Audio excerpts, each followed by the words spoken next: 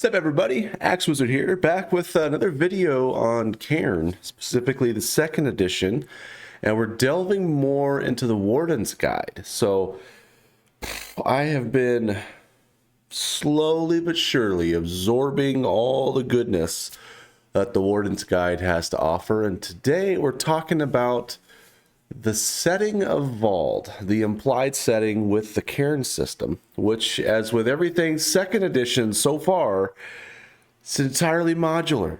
If you like it, use it. If you don't use it. If you like parts of it, take those parts of it and put it into your setting. It's awesome. So this kind of, in these 22 pages, there are like so much packed in there, and some of them, like every paragraph, has just tons of things that just spark more and more ideas and creativity for me. So let's just kind of go through some of the meatier stuff here. So, introduction. The implied setting of Cairn is called Vald, encompassing all developed or settled lands, cities, towns, forests, etc. The specific ruler is irrelevant, as most adventures will take place in smaller towns and villages, the forest, and the margins of the realm. Most inhabitants, regardless of region, refer to the local centers of power as the cities, occasionally as a pejorative. Now, I've heard the word pejorative a few times, but I haven't used it in a sentence myself, and I wasn't sure the exact meaning of it, so I Googled it. I save you the trouble. It's an adjective that means disparaging or belittling. So I'm like, why would somebody like say the cities in a belittling or disparaging way? But I think we'll kind of understand a little later on. So this is where it kind of started making a lot more sense to me, and they start tying in all the backgrounds to create this immersive world, this setting, right?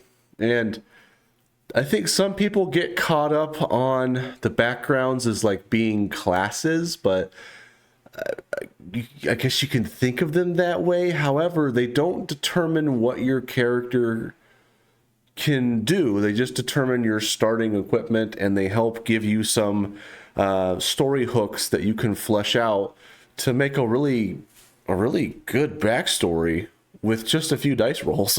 So again, as with everything in second edition, it's all modular. Even if you don't like the backgrounds, you could choose not to do that, and you could just stick to the original first edition rules for character creation if you so choose. Although, we're not going to do that today because we're doing the Setting of Vald, which the backgrounds kind of ties into this, and I kind of like the way they did this, so it's really cool. Most towns and villages are built within a day's walk of one another, near sources of water and lumber. Larger villages try to be self-sufficient, but may still rely on nearby farms or local hunters for food. Most settlements were originally organized around a specific industry, such as lumber, brewing, fishing, or mining, and often a field warden or beast handler is posted to protect a community's most valuable assets. So that's cool. So right off the bat, when I did my little world building video last, I created like this this region, which I called the Frigid Shroud. And there's only one settlement in that place because that's how the dice rolled. So I have like a rotating fortress called Turnwall, which is really cool.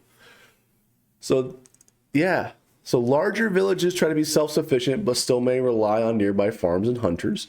So already this is just getting the creative juices flowing. Like it's getting ideas popping forth. Like I automatically just want to start adding things into the world I've already created, this region that I've already created based on the world building. So it kind of ties in the field ward and the beast handler, which is, I did videos on those backgrounds. I still have many more backgrounds to do. I haven't forgot those, I'm sorry. But yeah, so that's cool. So it ties it in. And then this kind of gives you a little insight into the like local governance and how things run. So larger towns will elect a reeve responsible for the community's well-being and external relationships. In the event of a crime or violence, a constable is empowered to enforce the local laws. Taverns and inns are common in villages and close to trade routes, while large settlements often boast at least one temple or shrine. So already, even just that basic description gives you some insight. So a reeve. Larger towns will elect a reeve. Well, in my world building video, I made the Frigid Shroud. It's only got one settlement, which I imagine is going to be a larger settlement. It's Turnwall, and the faction I rolled with the world building rules, one of their strengths or advantages was fealty, which I interpreted as they have the loyalty of the people because they are elected to positions. So right then and there, bam, I can pick this out and I can say, hey, this person from this faction is elected as a reeve. So they have the fealty of the people. Bam, cool. That's just one scenario. That's just one way you can tie it together. And that's pretty cool. The constables is like the police force, you know, the guards, which I have a whole adventure on guards if you're curious. It's for free, by the way. You can just download it. It's really fun. It's the first adventure I ever made. The first and only so far. But yeah, really fun. So then taverns and inns are common. That's basically in any system, right? So nothing new there. But large settlements often boast at least one temple or shrine. What are the temples or shrines to? Like, who are they paying respects to or worshiping? Is there religion in the Setting of Vald? I didn't know until now. Well, it kind of goes into a little later, but there are a few religions, which is kind of neat. So, yeah. Established trails between larger towns are fairly common, while maintained roads are almost non-existent except to the distant cities. So right then and there, well-maintained roads, like established roads, are not common. So in the little world building I did, most of the roads, like it's going to take a few watches if you're using the wilderness travel guidelines or whatnot, procedures rather. Most of the trails I made they take a few watches, so they're not typically safe to travel on. So I was like, that makes sense. So the only well-established roads or well-maintained roads are to distant cities. So I suppose as you flesh out your world more with more and more regions, you could have the main region, which has like maybe the biggest city around, right?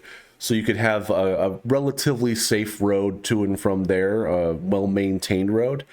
I mean, safe is always debatable, right? You could be attacked by bandits. There's all sorts of things that could always happen. You could piss off the warden and all of a sudden rocks fall, the whole party dies. No, I'm kidding. Itinerant merchants, kettle wrights, and various peddlers pass through settlements on a semi-regular basis, sometimes hiring outriders to protect and escort larger caravans or rill runners to help ferry passengers in the riverlands. So right there, we got more backgrounds: kettle wrights, outriders, rill runners. So I haven't done the rill runner. I haven't done any of these yet, actually. I haven't done the kettle wright background or the outrider or the rill runner yet. But the rill runner intrigues me because on the Frigid Shroud region I made, there was some waterways that meander through it, and the only settlement, Turnwall, is right smack dab in the fork of like a river. So I pulled up this really well designed paint image. I have plans to actually make this a lot cooler, but these are like the basic plains, right? They're cold and wet all the time. This is like a tundra, and this is like chasms and stuff over here. But there's all these waterways that kind of meander through here. So the best way to probably get to this region and to probably travel around to some of this place is by water. So real runners could run you through around. So maybe if I wanted an adventuring party to visit this place, they might take a skiff or some sort of riverboat there. A real runner, maybe that could be the starting on how like would the characters meet. So if one of your characters has the real runner background, you know, maybe he's working his job or whatnot, and he takes the other adventurers to this place, and then something happens that brings them all together, right? There's so many things that this system just kind of throws at you as gentle nudges so that you can take those and run with them if you wish, or you can just simply discard them and not worry about it, because there's so many possibilities. And that's one of the things that is not just inherent to the Cairn system, but with just interactive storytelling and tabletop systems in general. One of the reasons why I like Cairn so much is that, I've said in previous videos, but I felt bogged down by the rules of systems like D&D and Pathfinder, to where I spent more time looking in the book to check rules to see if it was possible or probable. Yeah, so this all just kind of ties in together nicely, and I kind of like it. Sweet. So Outriders, I haven't done that background yet, but I just think of them as like caravan escorts. That's awesome. So cool. Kettlewrights are basically like blacksmiths and stuff, right? They just craft things. They're handy. They can write kettles. Even the smallest village may play host to scholarly types from the cities. A scrivener, artifacts, or greenwise with keen interest in nearby tombs, barrows, and gates. So right there, it just throws in 3 more backgrounds, like the scrivener, which is like a kind of like a scribe person, right? The artifacts, which I think of like an alchemist. Greenwise, I think of like a gardener kind of guy, right? So you got these backgrounds, again, not classes, but just think of them as like jobs you would have had, right? So when I was younger, my background in real life would have been like a bicycle mechanic. But that's not my class today. It's not my job today. It's not my skill set today. You could say noob oh my gosh. Noob YouTuber. I'm leaving that in too. I'm not even going to edit that out. Noob YouTuber is probably like what my background would be now, right? Or professional programmer, right? Because that's my day job. But so yeah, it's really cool. They give you reasons as to why all these backgrounds might be someplace. So for example, like when you're getting the adventuring party together, right? Maybe one of them has the background of a real runner, and the other one has the background of, say, an RFX. And the RFX, one of their goals is they want to find something to further like their research, or to make a breakthrough, to make some sort of, you know, scientific discovery that's going to change the world. And to do that, there's a certain herb or something they need in this place. So, okay, cool. So they could get on the boat with the real runner to go there. And maybe there's also a greenwise who's interested in that same thing. You know, there's all sorts of ways you can sort of tie these all together, so you don't have to just start your adventure and, well, you all meet at a tavern and haha, you know, because that can be kind of awkward at times. But there's all sorts of ways you can start things out. But I just love how it weaves in things. It just gives everything a purpose, which is nice.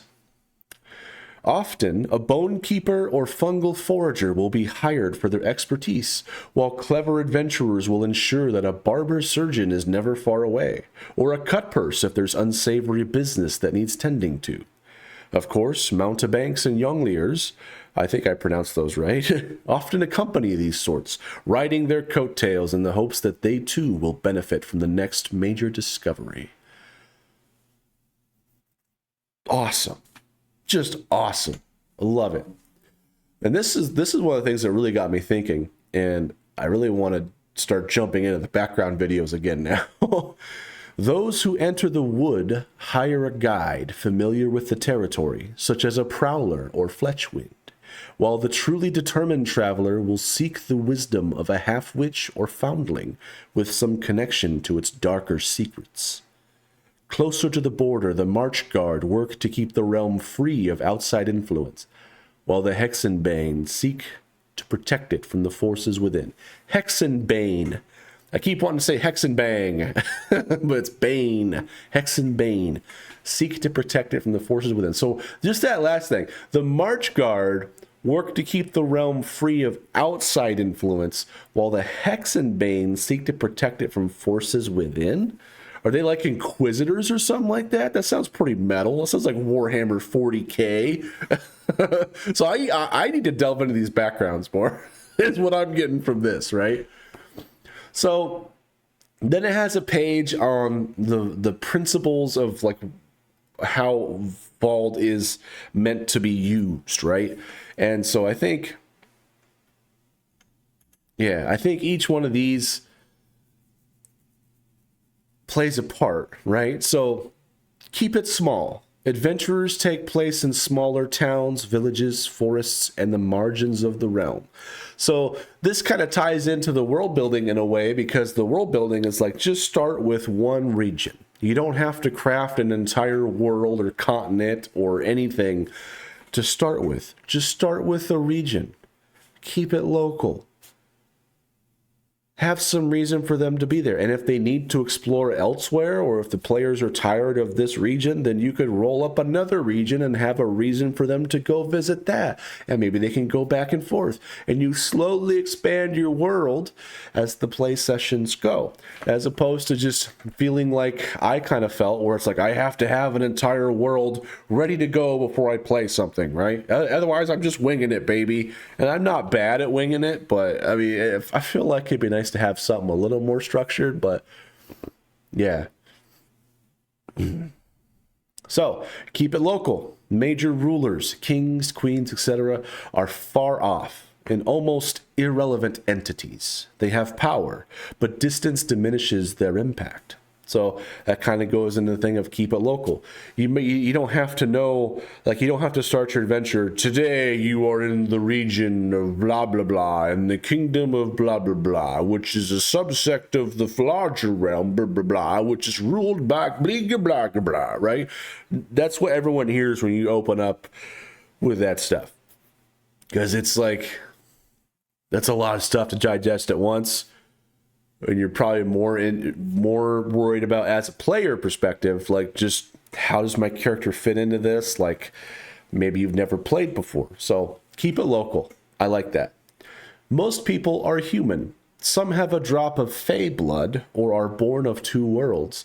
But for the most part, everyone looks, sounds, and acts recognizably human. Now, this is where some people might not like the setting of Vald, and I think it was one of the pain points that was voiced with Cairn, is like, it's like, well, wait a minute, like, are there different races that you can be? Like, what if I want to be a halfling, or like an elf, or maybe I want to be a mega dwarf with like a massive ironclad beard of justice, right? I mean, you could still use Cairn rule sets and kind of homebrew your own stuff, but the implied setting of Vald, and from my understanding how Cairn was written, is that most everybody is human. Now, the part that says some have a drop of fey blood or are born of two worlds. What does that mean? Are there fey in this? Okay. So I was intrigued to learn more about that, and it does cover it more in this setting of Vald section here, but we'll get into that soon. Yeah. Distance matters.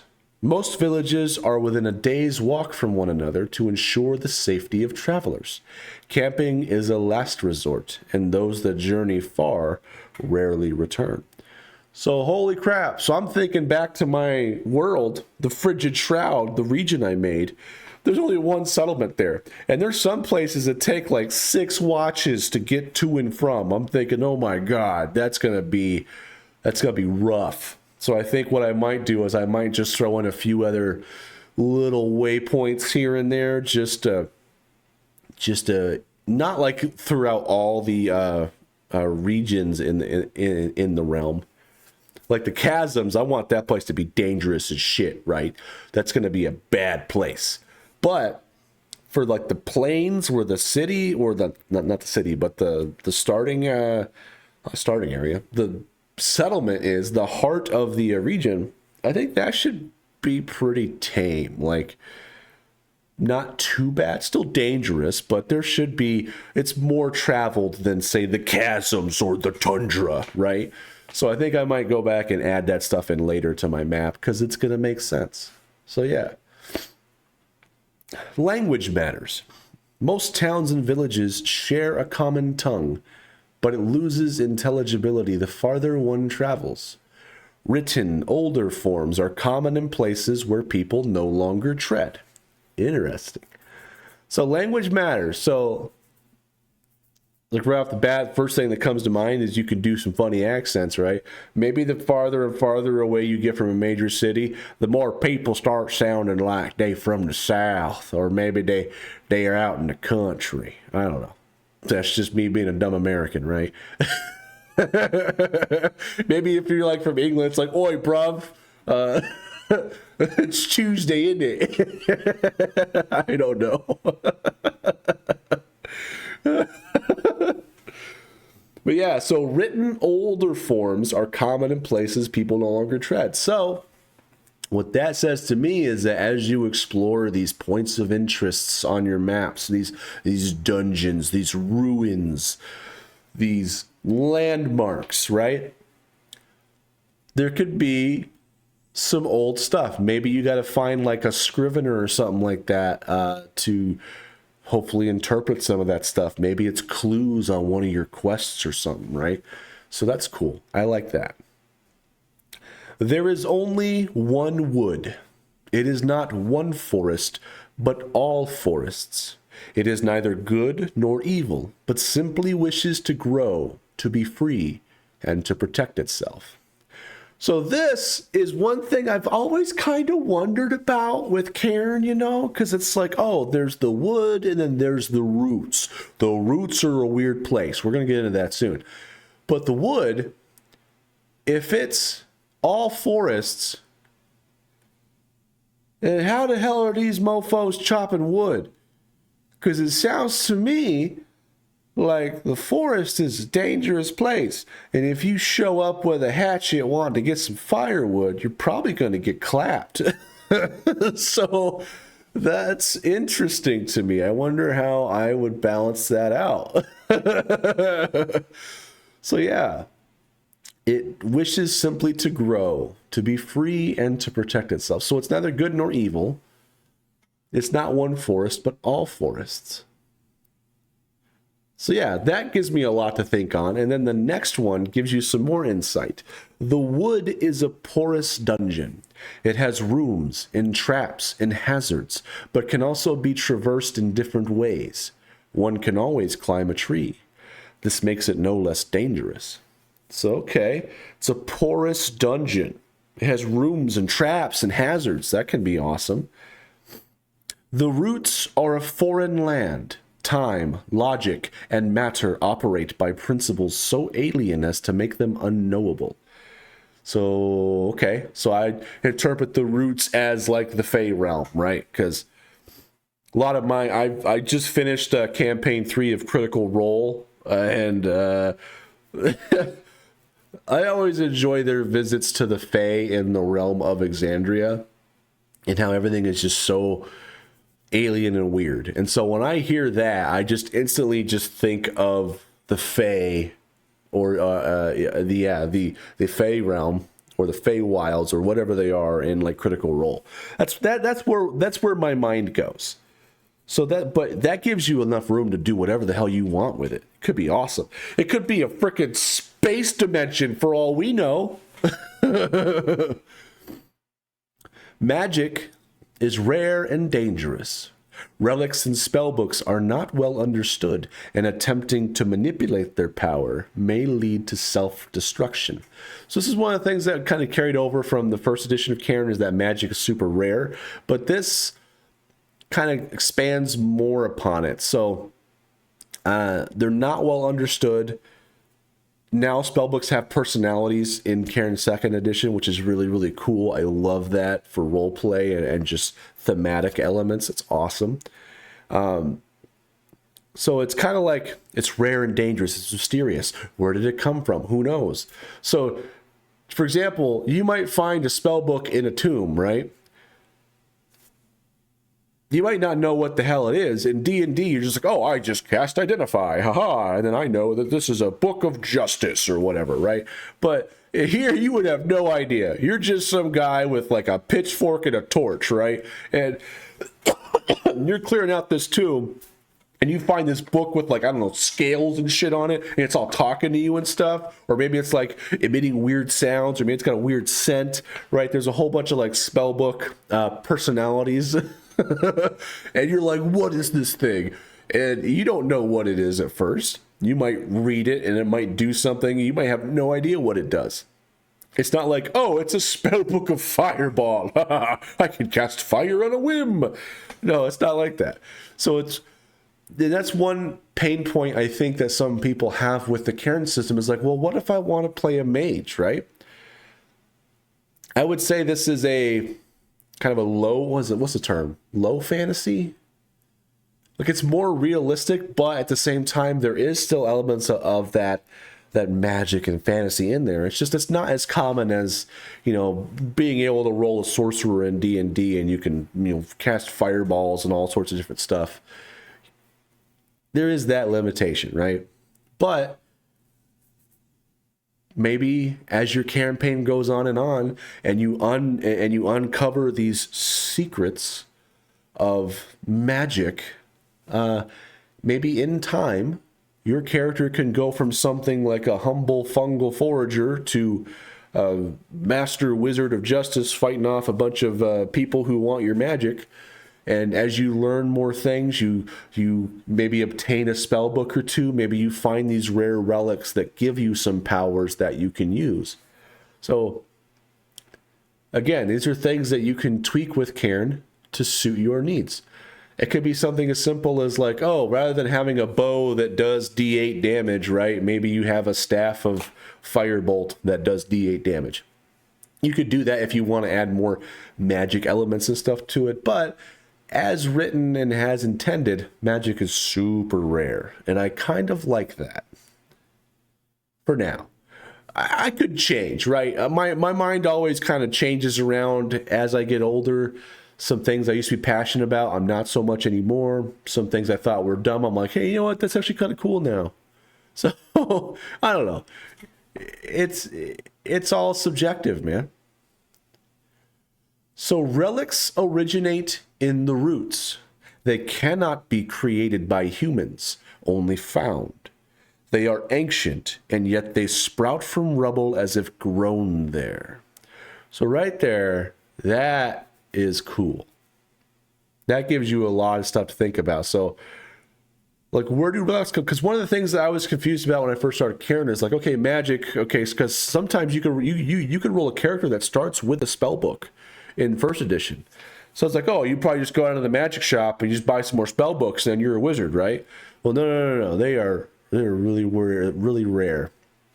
I'm kind of lumping spell books and relics together here, but they are separate things. But so relics is something like maybe you might find a rope that, you know, you could throw and it will always attach itself to something, and then you can just do a special yank and it will come free. But then to recharge it, maybe you have to cut off like a foot of the rope so it's shorter next time, right? There are weird magic things. And just think of that example, that rope. What if you had a rope that, like, okay, I just found a piece of rope, and then, like, you don't know it's magic. Maybe it has some sort of sign that it is. Like, maybe it's made of some enchanted vine or something, or it glows, right? So you think, oh, this is probably special. But you don't quite know what it does at the start. Just because you pick it up doesn't mean you know exactly what it does. So the adventure of finding out what a relic does could be really interesting. And then maybe there are other things you can do to tie in how the players would learn about how a relic is meant to be recharged or whatnot. So maybe like one of your bonds when you roll a character is that, I don't know, like you saved a water naiad or something like that. And maybe you call upon its help to relay to you what this relic is, and it tells you or something, right? There's all sorts of things you could do. There's things they could have mysterious visions. It can come to them in a dream. They could be in a cave full of these mushrooms that spew out a bunch of fungus that has like these spores that make you trip balls, and they have like this vision of like, I know how this rope works, right? It's all sorts of fun stuff you could do.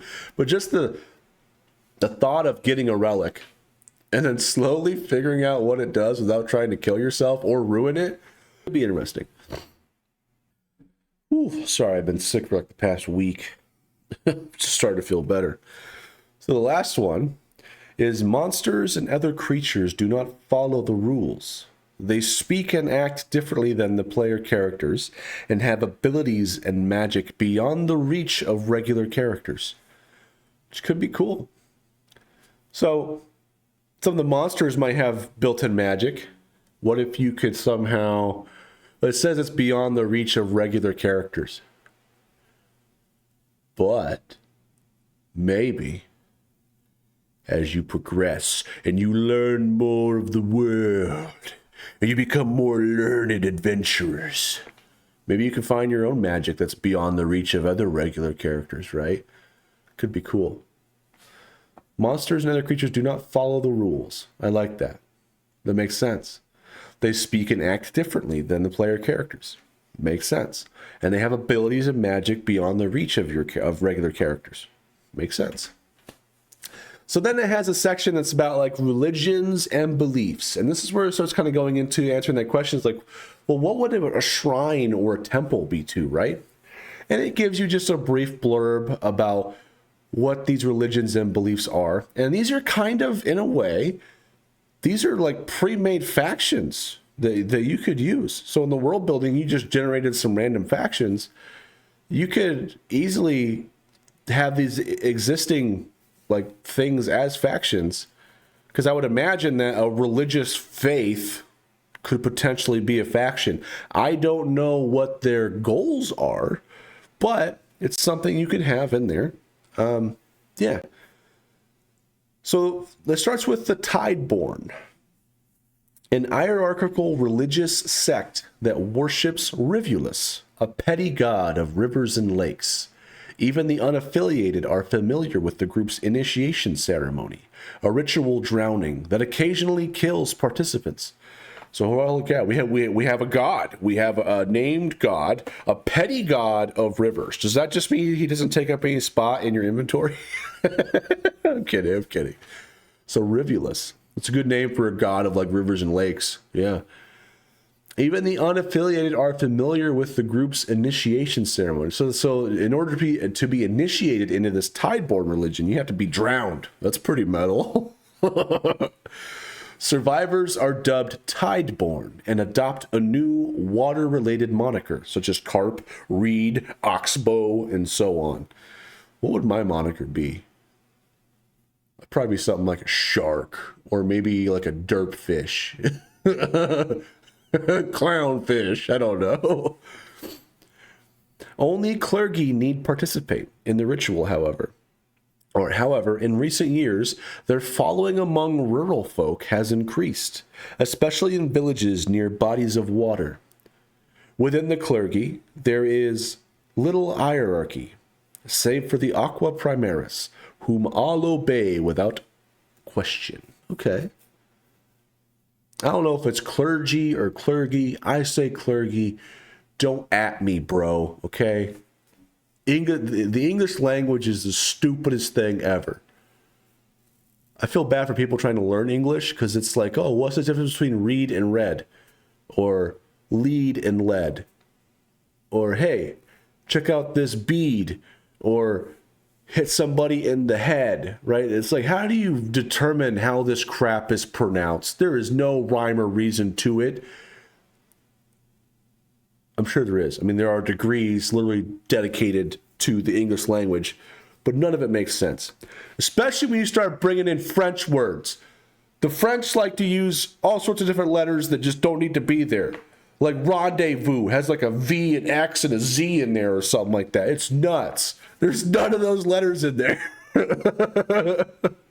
Anyway, tangent done. The Tideborn are hardly the only faith in the realm, but their steady growth and zealotry have earned them the respect of the other factions. They are factions, see? Particularly the House of Burgesses. So I guess that's another faction. We'll learn about them in a second. The continued expansion of their membership has in turn earned them some enemies, particularly from the other factions. Their enmity is such that today Tideborn clergy never attempt solitary travel through heavily wooded areas, lest they risk a beating or worse. So the Tideborn are not liked among wooded areas. Interesting. Really interesting. Because you'd think like, hey, the wood, trees, nature, water, you guys kind of need that stuff. But maybe they don't like this god who's like, oh, I own the water. It's like, oh, hell no, you don't, homie. That water's for me. And they want to beef it out. Maybe that's what it's about. I don't know. But yeah, Tideborn. Interesting. The White Raven. Popular among those who live close to the wood. The followers of the White Raven, or the flock as they prefer, believe strongly in the power of the wood and in keeping its forests and creatures healthy.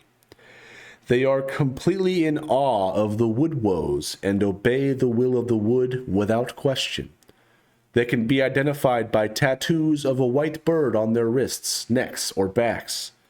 Every settlement keeps a flock unique to their community, and their devotees distrust organized religion as a whole. So that would be why they're not well liked in the wood, because the flock, the White Raven, doesn't like organized religion. Got it. Check. But this is cool, though, because they believe in the power of the wood and keeping its forests and creatures healthy. They obey the will of the wood without question. So the wood is not one forest, but all forests. But every wood can have, I think every wood can sort of have its own, every forest can like have its own thing. I think it goes into that a little later here. But yeah, interesting. So the White Raven. The Five-Pointed Star. An older religion that owes its origin to the first peoples of the realm who built stone structures to map the stars and constellations. Its worshippers adhere strictly to a set of religious principles that deny the legitimacy of all other beliefs, and local history is marked by its wars and forced conversions. Gee, that sounds familiar. There's lots of parallels you could draw with that to human history, right? I'm just saying. I know the two hot topics you never discuss in mixed company are politics and religion, but I mean, holy cow, take a look at some history. This sounds kind of familiar in a way. Today, the Five-Pointed Star keeps temples in every major settlement. There you go. Temples in every major settlement. We know now what some temples can be for. Shrines might be to something else. Maybe there's like hidden shrines to the White Raven or whatever, right? Or maybe there's shrines to the Tideborn, to Rivulus. So, yeah. Let's see. Every major settlement, which often provide needed services, particularly for the poor. Also sounds familiar. In recent years, its prominence has waned as other faiths have risen, prompting for some of its members to join a reactionary order known as the Bleeding Star. Interesting. I wonder what the reactionary order's goals are. The Bleeding Star. I wonder what their beef is with the Five-Pointed Star. Yeah. So that just sounds like a sort of a common, I guess, I don't know. I'm not a religious person. I haven't studied religion, done basic stuff, but I'm just thinking of like, okay, they help the poor. That's kind of like what churches do. They deny the legitimacy of all other beliefs, just kind of like what Christianity does. I think, could be wrong. And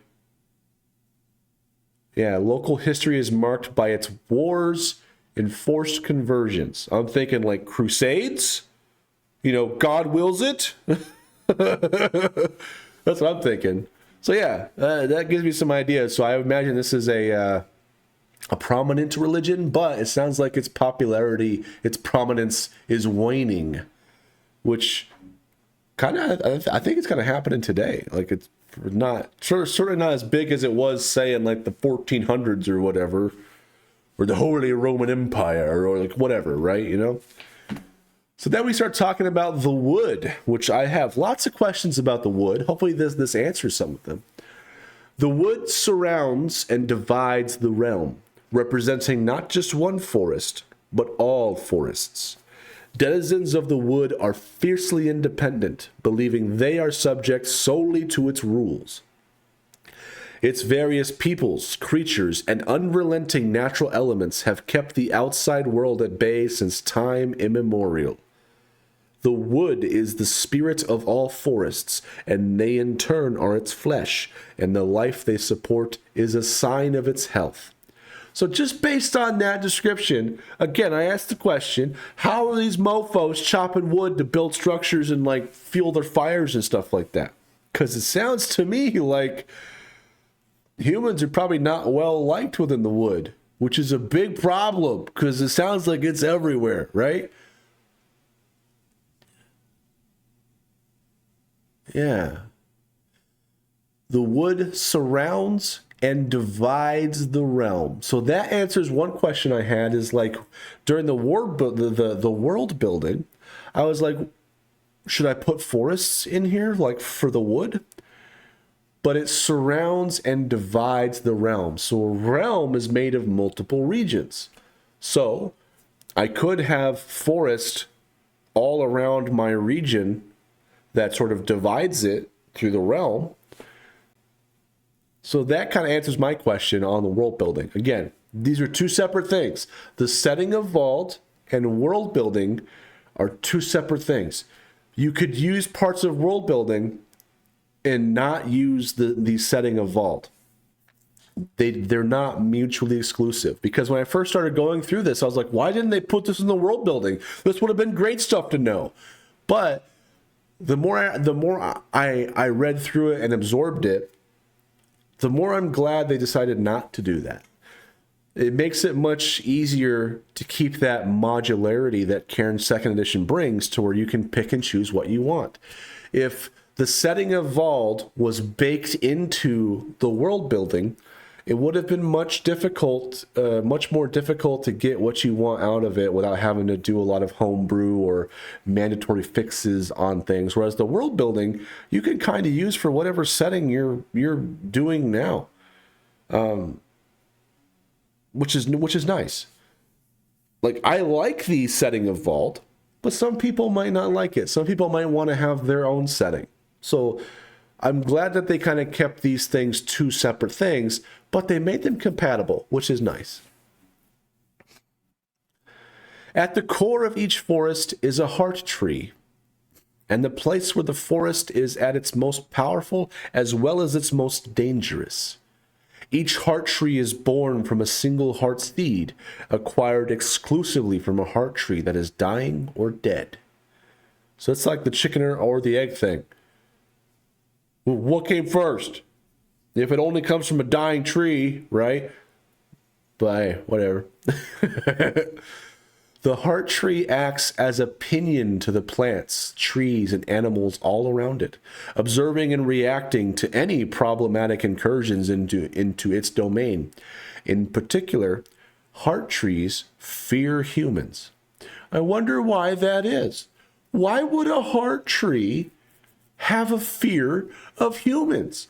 You know, these guys that can make axes, that can chop down wood, that could burn wood, that can turn the corpses of your children into like houses and stuff. That's pretty metal. That's pretty brutal. So yeah. So that is an interesting dynamic that I think is not really touched upon that much. Is if every forest has a heart tree in it, and all forests are part of the wood, they're all interconnected. The only safe bet is to maybe chop down a random tree like in a plane or something like that. But if you're trying to do some deforestation to make a new condo, well, you're probably going to have a lot of problems. And not just from activists. You're going to have legit pissed off wood denizens busting caps and causing problems, which is really interesting. Which might be why there's not many well-developed paths throughout the world, and why it's so dangerous. But humans, they have to have wood to fuel their fires. They have to have wood for their structures. They have to have it for their tools, for all sorts of stuff. So it's just a baked-in conflict from the start that maybe you could try to resolve one day. Maybe you could invent plastic or something, right? And just solve everything. No, I'm kidding. But I thought that was interesting. And the more I read through this, the more I was thinking, that's kind of a thing that, at least it wasn't immediately apparent to me. But it makes the wood make more sense to me. So yeah. Forests never live in isolation and will communicate with one another to give warning or ask for help. Aid can come in many forms, as the heartseed has great reach. Raven folk defenders may lay sap traps to capture stray hunters, while dryads steal the hatchet from the lumberjack's toolbox. But none of these are more powerful nor feared than the woodwoes, the forest's true protector, a creature wrought from both plant and bone. The woodwoes lives only for one purpose, to protect the forest and any that live within its boundaries. So immediately upon reading this, I was like, I wonder what a woodwoes looks like. So I went right to the bestiary. It's not in there, which I thought was weird. Maybe you're not meant to fight it. Maybe it's like in those games where it's like you're doing like a dungeon or something like that, but there's like this big entity that's like following you and you can't let it catch you. Maybe that's what the woodwoes is supposed to be. Maybe it's like an unkillable thing, which is kind of terrifying, right? Maybe you kill it by taking out the heart of the forest, which would have much more drastic consequences than this plant bone golem dude dying. But I mean, yeah, I don't know. There's a lot to digest here. So forests communicate with one another. Again, it goes back to that concept that the wood is not one forest, but all forests. But the forests themselves are individual things. Every forest has its own heartseed.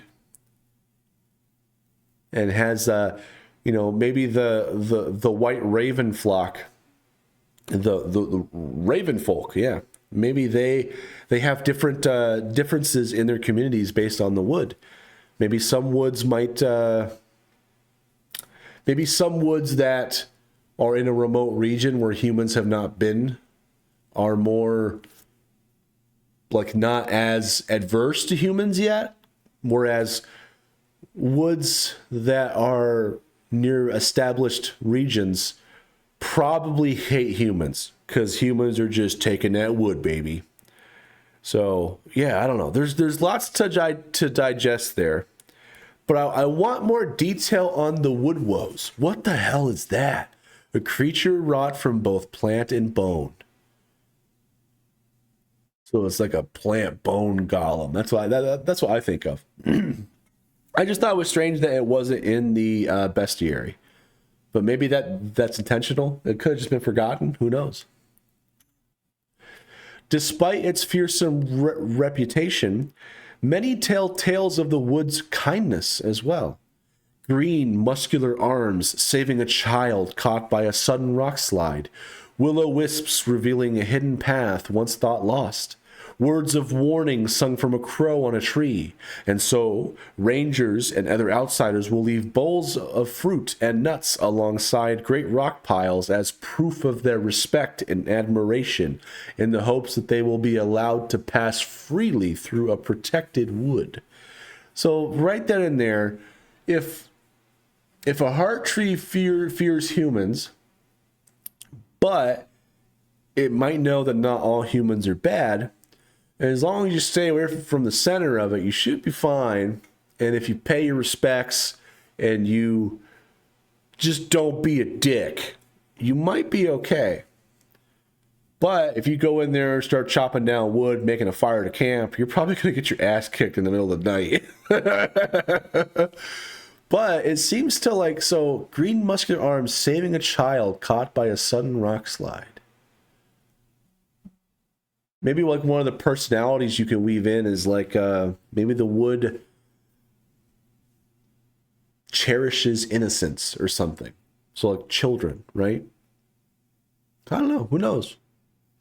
There's just lots to think about, lots to digest. There's so much packed into these pages. It's like, wow, every paragraph just has tons of importance. I love it. Of course, the wood is not empty of people. Hidden in the boughs and empty glades are populated villages, rustic cabins, and the odd tower. Those who can survive or even thrive in such places learn to live according to the rules of the forest. For those who ignore or foolishly oppose these rules often meet grisly ends. The wood is populated by creatures strange and wondrous, such as goblins, spirits, treants, trolls, werewolves, witches, and even talking plants and animals. Most are openly hostile to outsiders, particularly humans, but others will, on occasion, parley with those that have shown respect for the wood. Of course, all demonstrate utter respect for the Fae, sometimes called the Pale Folk or the neighbors. So holy shit, right there and there. That's a lot more stuff that just got dropped on us. Whoa. Cool. Yeah, so there are some people who live in the forest, who respect the rules of the wood. What are the rules of the wood? You don't know. Figure it out. That could be part of the journey for players to explore. Maybe they want to be cool with the wood. Maybe the wood could be its own faction. And if you do missions for that faction to like bring down the man, maybe you get in good with the wood. I don't know. But yeah, there's all sorts of things. Goblins, trolls, werewolves. Yeah. And in that last part, all demonstrate utter respect for the Fae, sometimes called the Pale Folk or the neighbors. What the hell does that mean? Let's find out. The neighbors. Through the bramble, and over the bush, there is a liminal space where the realms of mortals and fairy touch. If you look for it, you will not find it. But if you need to pass over, you will. The creatures that inhabit this place may look and sound familiar, but make no mistake, they are not like us. Tall, slender, pale as ice, and eerily beautiful. The Fae obey no mortal law, nor do they submit to its morality. And yet they are crippled by sterility, lacking the ability to create their own kindred. For this deed, they must cross the threshold into the mortal realm to treat with mortals. There are many names for their kind, but only one has ever escaped their lips. Neighbors. Whoa. You telling me we got like some Fae aliens that just like to come over and hang out and bang us? That's what I'm getting from that, right? It's like, oh yeah, Area 51's real. I'm kidding. So there's a lot to digest there because the neighbors, the Fae, obey no mortal law. They don't submit to its morality. They're crippled by sterility, lacking the ability to create their own kindred. For this deed, they have to treat with mortals. What does that mean? It's open to interpretation. There are many names for their kind, but only one has ever escaped their lips, neighbors. So they call themselves neighbors. Interesting. The neighbors are continually shrouded in mystery, and it can often be difficult to separate fact from rumor. There are some who say the neighbors steal babes from their cribs, replacing them with a changeling child. Others claim that they will pay great sums of wealth or bestow enormous power to those willing to give away their own flesh and blood. There is one truth that all agree on. To make deals with their kind is to invite ill luck not only to your life, but that of your descendants as well. Whoa. So they're not only aliens that want to bang us, but they're like Rumpelstiltskin type dudes that want to make deals that are kind of rigged. Okay. Wow. Lots of stuff to just digest there. Again, if this isn't sparking creativity and ideas in like a campaign, I don't know what will, to be honest. Wow. To make deals with their kind is to invite ill luck, not only to your life, but that of your descendants as well. That's deep. Hunters swear that occasionally animals from the fairy world will pass into ours, a white blaze burnt into their fur. They say that their meat is the sweetest you will ever taste, and that afterward you will starve because of the lack of it. Worse, to be caught poaching these creatures invites a fate worse than death. Scholars have written that the neighbors can spill magic as if it were water, having no need for spellbooks or even relics. They also claim that all magic has its origin within the land of the Pale Folk, and that within each spellbook are the trapped spirits of their most craven lawbreakers. Holy crap, that's cool. That's awesome. So, you know how spellbooks have personalities now? Well, in the Setting of Vald, this could be one hypothesis for what those are. Maybe they're just in the world throughout history, let's say the British Empire, maybe they trap their lawbreakers in a continent called Australia, or maybe in the Fey realm they just trap them in books and make them cast spells. That's kind of like, in a way, that's almost like in the Warhammer 40k universe, you can make people servitors. That's pretty brutal. So yeah. So again, the Fae is a different place. Really cool. The fairy world, the neighbors. Those who make their lives in the wood know to carry charms, gifts, and similar items in case of a chance meeting. And though the neighbors rarely trouble the borders to their kingdom, they have been known to deliver harsh punishment to those that cross their boundary uninvited. However, it is common knowledge that the neighbors are terrified of the roots and will avoid gates whenever possible. So that last bit threw me for a loop, because I was like, oh, the Fey realm, that's like the roots, right? No. Neighbors exist in a space different than that. But they're heavily ingrained in, they're heavily tied into the wood, right? But they fear the roots. What are the roots? What's a gate? We'll find out. The roots. The roots is a realm of mystery and horror underground, indifferent to the arbitrary divisions of the above-ground civilizations. Below, labyrinthine hollows stretch for immeasurable distances, connecting humble town sewers to far-flung ruins beyond the borders. Only the brave or foolish dare enter the roots in search of forgotten relics or profound wealth, and the few that do return whisper of the indescribable horrors and evil intelligence guarding these lost treasures. Stories tell of adventurers lost for centuries in the depths, only to emerge claiming that just a few hours have passed.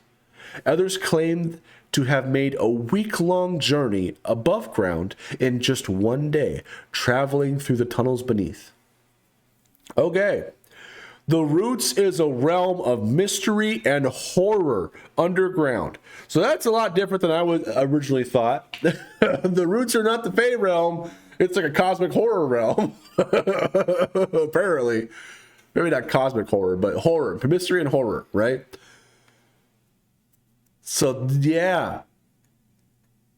You best not be messing around, or else you might find your ass in the Roots. And good luck getting out. Entrances to the Roots, known as gates, are scattered across the lands and are usually hidden or protected by powerful forces. Further, gates cannot be opened without a proper key or alchemical pattern, and once opened, can never be shut again. Folk histories recount their openings as omens of great misfortunes, where creatures more vile than the darkest nightmares slink through, devouring nearby homes and villages.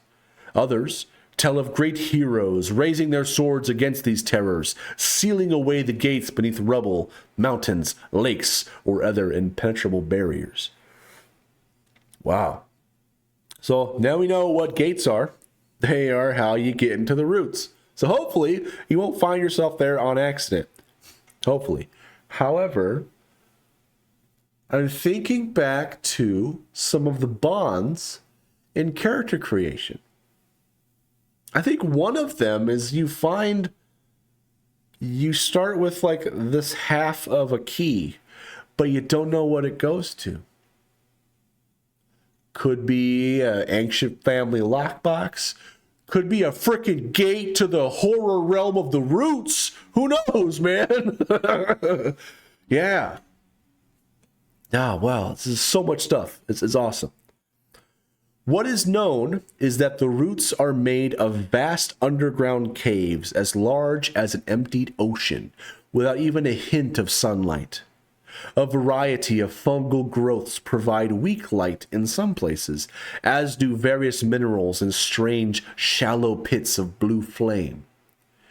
Very little is known about these pits other than that they are tended to by the terrible three-eyed ogres who thirst for blood as if it were the sweetest wine. This place sounds fucking terrifying. The various creatures and wild animals that survive in such harsh conditions have developed natural means to live in utter darkness, adapting their eyesight to function even in the dimmest light or eschewing vision altogether. Whoa. Whoa. So I kind of can compare this now to maybe like the Underdark in D&D. Very cool, very scary. Bring lots of torches is what I'm reading. Bring lots of torches. Or hopefully you have some magic relic that emits light, or maybe you got somebody in the party who has like this I don't know, like a sweet mechanical eye that can see through darkness or whatever. I don't know, man. You better come prepared, because if you walk in there with just a day's worth of rations and a single torch, you're probably going to have a bad time. Of the various peoples and tribes, it is said they speak a harsh, guttural speech, sprinkled with familiar words and phrases. Their warriors carry weapons that spin of their own volition, glowing brighter with each rotation. When the blades are finally released, their heated edges can split flesh and even rock with deadly ease. To date, no one has successfully parlayed with the people who live below. Some contend that there are bustling towns, cities, and even great palaces in the Roots. Of course, few scholars believe them, and those that do have been ostracized into obscurity by their peers. Still, explorers cannot deny that the ancient husks of impressive architecture found throughout the Roots, the ancient cities and enormous ships of an unimaginable world.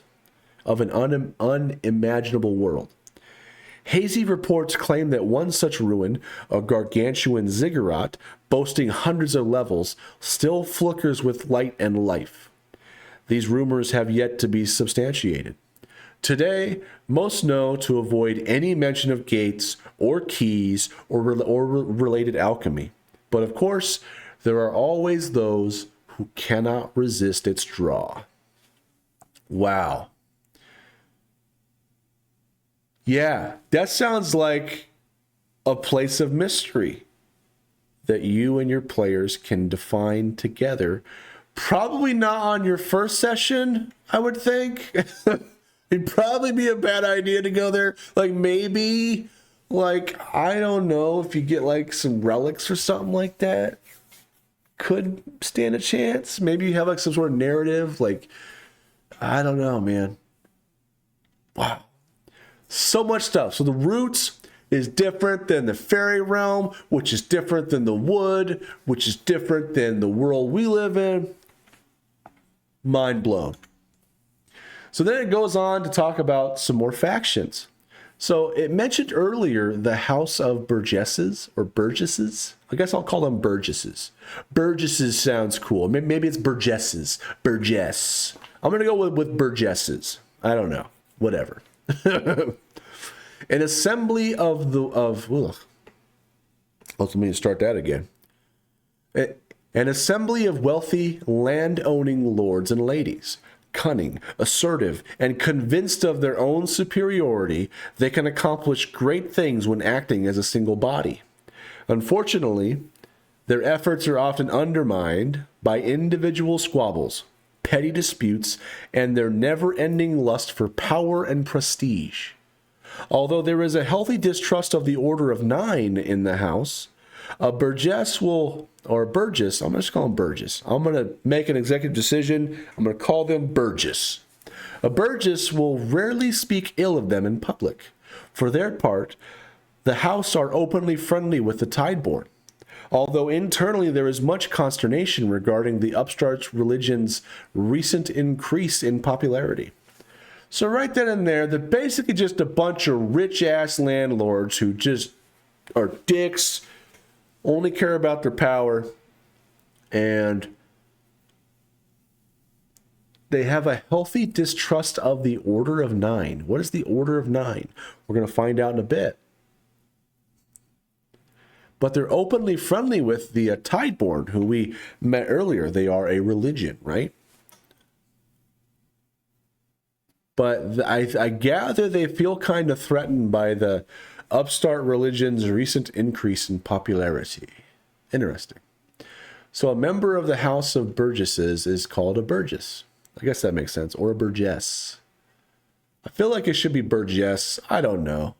It sounds weird to say no matter what way. The Order of Nine. A consortium of merchants, scholars, and the very powerful. The Order relies on their substantial wealth and a vast network of spies to accomplish their aims. Their primary focus is on the discovery, identification, and regulation of relics. Ooh, interesting. In recent years, they've turned their focus onto the roots, as they believe this is the origin of most relics, and they pay handsomely for any information regarding gates. The organization owes its name to the founding members of the Order, whose names and titles are kept secret. The Order detests spellbooks and any that carry them. They see little reason to openly engage in politics, yet keep spies in nearly every faction. So right then and there, that gives some more insight into the difference between relics and spellbooks. So it seems like spellbooks come from the Fae, where relics come from the roots. The Fae don't like the roots. And this Order of Nine, who cares about relics, doesn't like spellbooks. They probably don't care about the neighbors either. Interesting. The Order employs several distinct ranks and titles in order of primacy. Lector. An initiate is deemed a junior lector until they've proven themselves, after which they are awarded the title of High Lector. Only the latter may use relics in their work. Interesting. So maybe you can get some relics from the Order of Nine. Maybe if you find a relic, they can help you identify it, but then they might try to confiscate it from you. I don't know. It's a consortium of merchants, scholars, and the very powerful. Interesting. They rely on their substantial wealth and a vast network of spies. So I suppose those are their advantages. Substantial wealth, network of spies, right? Yeah. So there we go. So let's just go through the rest of their ranks and titles. Keeper, protector of a gate, akin to a typical soldier or mercenary. So they really care about gates. They probably, I would imagine, guard gates very closely because they want to control access to them. Because I wonder if these guys delve into the roots at all, or if they just simply guard the gates. I don't know. See, every little bit just sparks more debate, more questions, more ideas, thoughts, creativity. It's awesome. I've already been talking for like over an hour, and we're still going. Archivist, a highly respected researcher or librarian led by the Grand Archivist. Chamberlain, a master of relics, charged with their protection, dispersal, and discovery. And discovery. Interesting. Dispersal. I wonder if you can get in good with the Order of Nine, and I wonder if they can issue you relics to aid on a quest that you're doing for them. Like maybe these guys will send you into the roots to find more relics, and they'll let you use some for the purposes of it. What if the players decide to just take the relics and run? Yeah.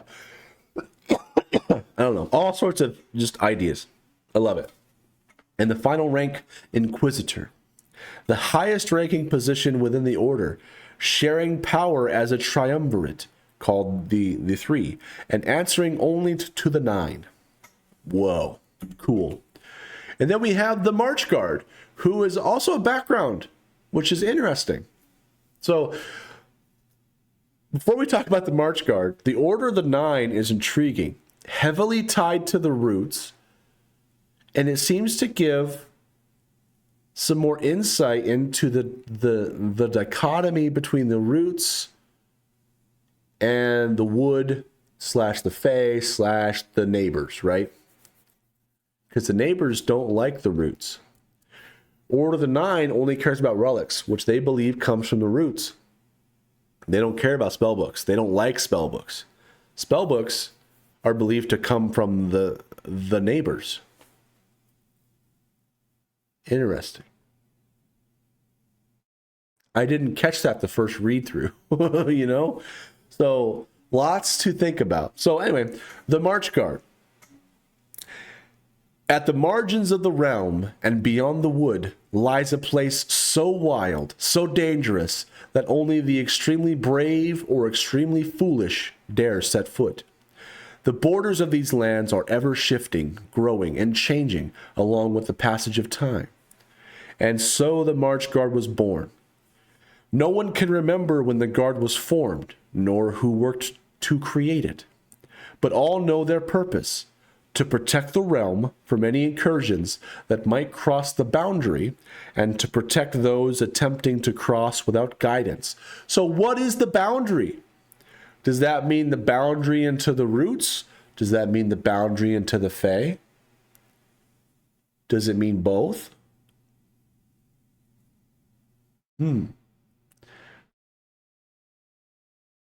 So any incursions that might cross the boundary and prevent those attempting to cross without guidance. Interesting. The Guard bends to no kings, knows no religion, and obeys no law but their own. They lack even a central leadership, instead providing a masked volunteer to represent them in external negotiations. New members adopt a blood oath so powerful it is said to be inescapable by all but death itself. Of course, Joining the Guard is rarely a choice, as their ranks are largely composed of ex-thugs, disgraced scholars, neglected knights, misbegotten rangers, and the like. This is how it must be, of course, for those who would willingly, for who else would willingly devote their lives to stand against such unknowable horrors? Unknowable horrors sounds like the Roots. So I would imagine that the Order of Nine probably interfaces with the March Guard in some capacity, because the Order of Nine tried to jealously hoard gates, from what I can tell, and the March Guard just kind of just do their own thing, but they're just basically the Batman of the world, stopping bad guys coming in from beyond and causing trouble. Interesting. I like that. Bloodhounds are members of the Guard who have been awarded special commendations or have demonstrated true belief in their cause. These hunters have adopted a single purpose of duty: enforcing the oath. Utilizing a network of spies, informants, and plants, they ensure that any who escape the Guard are forced to return or die. The Guard sees little reason to engage in politics or other such short-sighted quarrels with other factions. However, decades of living near the borders have caused them to broker an uneasy friendship with those who call the wood their home, and they will even treat with them on occasion. Although it is never discussed, on rare occasions, the Guard will come to the aid of those who live in the wood as well. So this tells me that the March Guard is primarily focused on protecting the world from things that may come in from the Roots, I think. Because it seems like they get along good with the wood. They get in good with the wood, right? You feel me? Yeah, interesting. What is the oath? I don't know. Yeah. My mind's already blown. I've already read through all this a bunch, but every time I read through it again, I get more information from it. Which is why it's been taking me so long to make videos. That, and I've been sick, but I'm eating good. Let's just say that.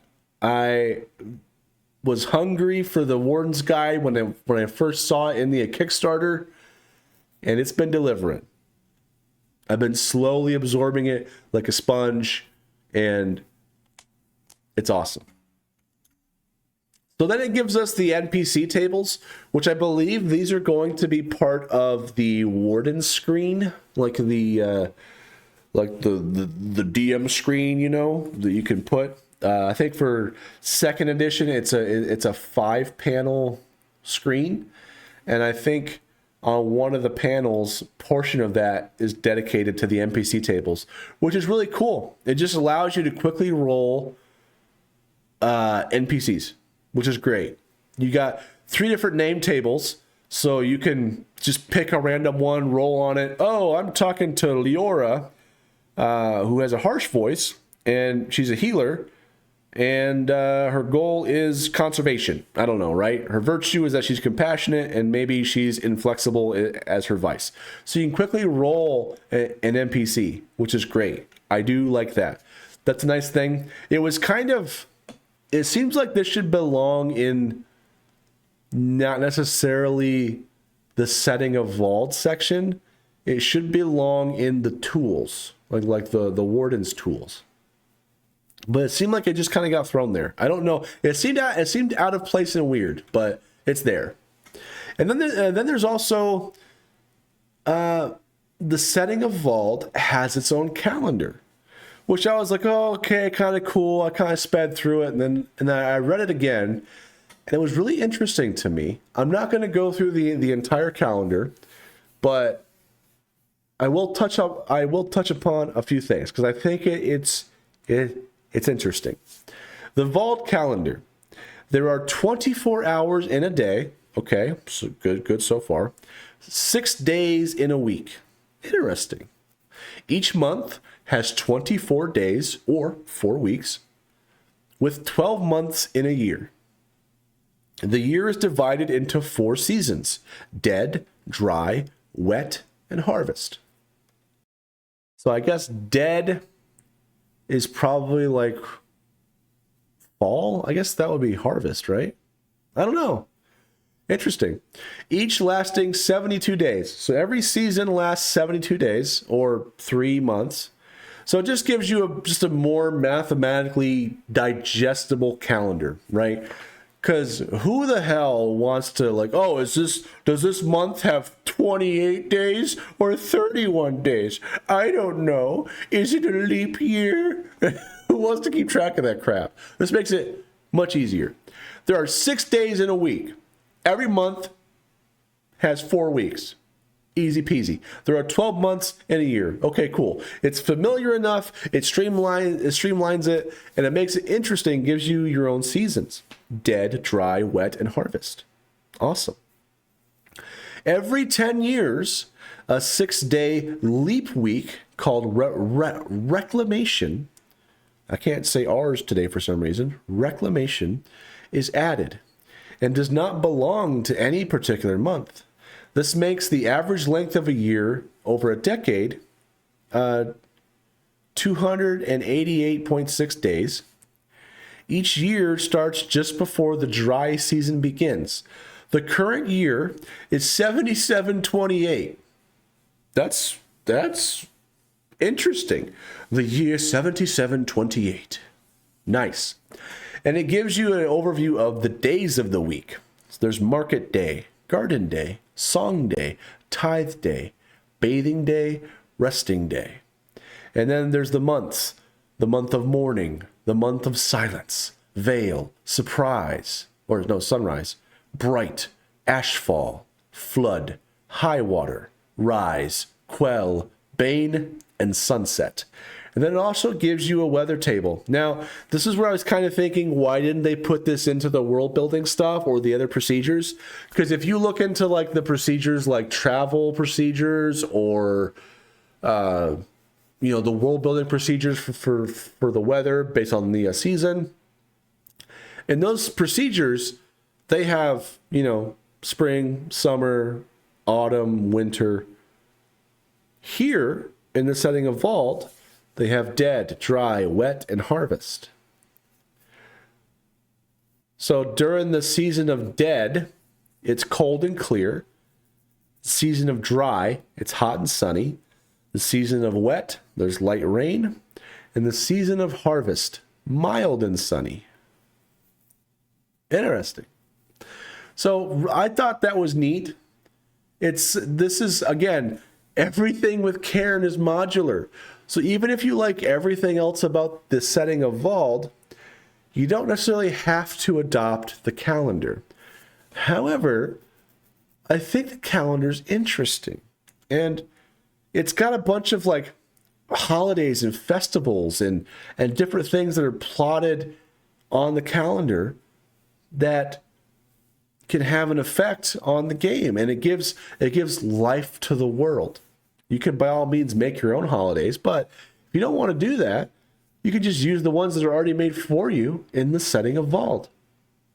So, for example, on the 10th day of the month of silence at midnight, it marks the midpoint of the dead season. Okay, cool. On the 11th of that month, from dawn to dusk, on bathing day, there's a holiday called Whisper, where speaking above a whisper is taboo. Silent auctions are common. How trippy would that be if you walked into a settlement and you said, hi, and everyone just freaking looked at you like a weirdo, and you had no idea it was a holiday? Right? Yeah. So I'm not going to read all of these, but they are interesting. I highly recommend checking them out. It also leaves them vague enough that you can do your own thing for them. But I love the fact they're all plotted out. And one of the things I did, if you look on my itch.io, which I'm starting to add stuff to now, I made a calendar, a really basic calendar. I was going to add a bunch of artwork and stuff on it, but I decided to keep it pretty basic so that you could embellish it or add stuff on your own. And I just mapped out the events and stuff on the calendar. So you can easily print these out and you can kind of keep track of whatever day it is, and you could have stuff cool on a calendar. And it also might help, it might be helpful as well, so that you can keep track of like what your party did. So if you're wanting to do what I'm doing, where I when I start this campaign that I'm working on with at least one friend, like I might have multiple, but I want to like chronicle their adventures. And you could do that chronologically by keeping track of what they do on the calendar. So really cool.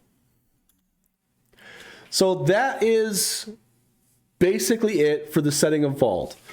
There are lots of mysteries to explore, lots of ideas that just blow my mind and just make me want to start delving into the other backgrounds and stuff like that. But the best way I can think about this is it's like this tip of the iceberg meme, right? So Cairn first edition is that tip of the iceberg. It gives you, there's only like 4 pages of rules in here. Everything else is like various tables you can roll on and spell books and things like that, right? 4 pages of rules, rapid character creation, immediate fun, which is what drew me to the system in the first place. And then when second edition came out, I've slowly been immersing myself in it and just consuming all of it. And it seems like the deeper you go, the more stuff you find. So in the player's guide, you get more in-depth character creation with the introduction of the bespoke backgrounds with the bonds and the omens. You get introduced to some procedures like the wilderness exploration and the dungeon exploration, downtime procedures. And then in the Warden's guide, there's more stuff to help enhance stuff. There's world building, there's tools. You know, the bestiary, creating your own monsters, spell books, relics, etc. There's the Setting of Vald, which is stuff that we talked about today. There's other procedures listed in the Warden's Guide too, such as growth. Since Cairn is a classless system, you don't level up. How do you progress? What's the form of progression? It has procedures for growth, which I am planning on making a video soon. It even has procedures for naming things, which is awesome. Point crawls, right? All these things flesh out the original system of Cairn. And I love the way that they did it because they had the wisdom to know that part of what made Cairn so awesome is that it was so open-ended so that it can be used for multiple types of campaigns and stories and fantasies and stuff like that. And second edition, while adding more stuff, does kind of narrow that scope, which can leave some people feeling left out. But they made it all modular. So you don't have to do everything it says. You don't have to use the Setting of Vald. You don't have to use the world building procedures. You don't even have to use the backgrounds, the bonds, or the omens. If you just like the fact that they added petty items and some NPC tables, awesome. Take it. You can get you already have access to all this stuff for free just on their website. So you don't even have to pay to have this stuff.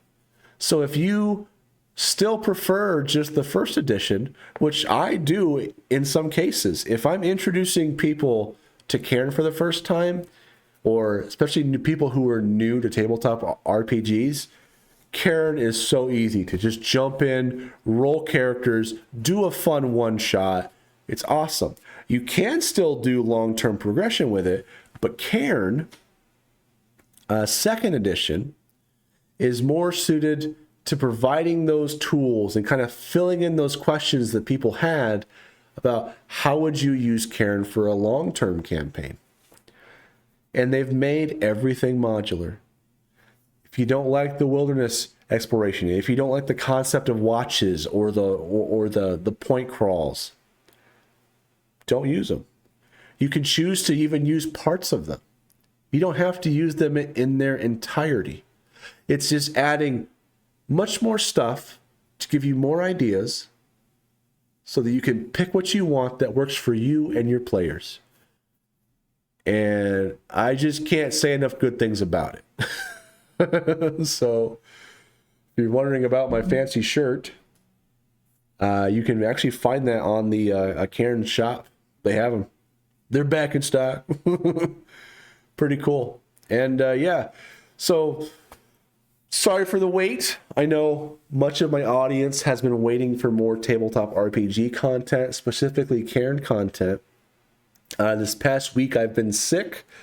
This is the first day I've actually felt like I can speak again. I tried recording this video like 4 times already, and I got to like the first slide, and I was like, oh my God, I'm already hawking up a lung, right? So anyway, thank you so much for listening to me ramble. It's like an 1.5 hour long video. I hope you found this helpful, informative. I hope you got something from it. I hope I was at least somewhat entertaining.